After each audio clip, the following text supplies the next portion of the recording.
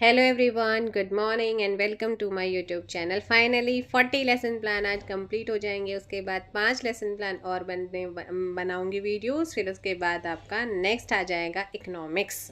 तो यहाँ पर हमारा जो आज का लेसन प्लान है वो है 40वां, पाठ योजना 40। लेफ्ट साइड में दिनांक, कक्षा, स्कूल का नाम, राइट साइड में विषय वाणिज्य यानी कि कॉमर्स, प्रकरण यानी कि टॉपिक, डाक द्वारा रुपया भेजना। ठीक है। वाणिज्य के अंदर भी सब्जेक्ट होते हैं जैसे कि बिजनेस स्टडी, वहाँ से इस टॉपिक को लिया है और ये हम इकोनॉमिक्स में भी बना सकते हैं।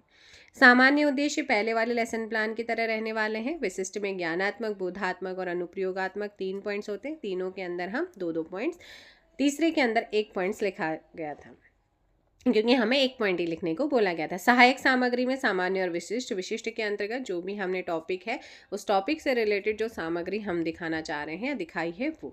शिक्षण विधि, उसके बाद यहाँ पर पूर्व ज्ञान, फिर आते हैं यहाँ पर आपके क्वेश्चन कौन से, प्रस्तावना, इंट्रोडक्टरी क्वेश्चन से शुरुआत होती है और यहाँ से बच्चों से जितना आप उन्हें प्रैक्टिकली करवा सकें करवाइएगा। उसके बाद आता है उद्देश्य कथन। उद्देश्य कथन के बाद हमारा 8th पॉइंट आता है जहाँ पर हमारे टीचिंग पॉइंट होते हैं प्रेजेंटेशन यानी कि प्रस्तुतिकरण। पहला टीचिंग पॉइंट हमारा शुरू हो रहा है विकासात्मक प्रश्न के साथ, है ना। विकासात्मक प्रश्न के साथ शुरू होगा और ख़त्म होता है मूल्यांकन प्रश्न के साथ। यानी कि जैसे ही हमने स्पष्टीकरण दे दिया, व्याख्या दे दी है, वैसे ही फिर हम क्वेश्चन पूछते हैं कि बच्चों को समझ में आया, यानी मूल्यांकन करना है, एवेल्युएट करना है, मनी ऑर्डर क्या है।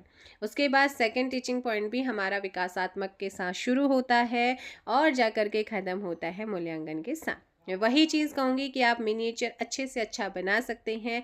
कोई भी आप जो है जैसे डाकघर की फ़ोटो बना सकते हैं, है ना, टॉपिक के अकॉर्डिंग आप चीज़ों को बना सकते हैं। तो ये सेकंड टीचिंग पॉइंट भी हमारा मूल्यांकन के साथ ख़त्म होता है, ठीक है ना। फिर आता है हमारा ये थर्ड टीचिंग पॉइंट। यहाँ पे सेकंड, ये थर्ड होगा, ठीक है।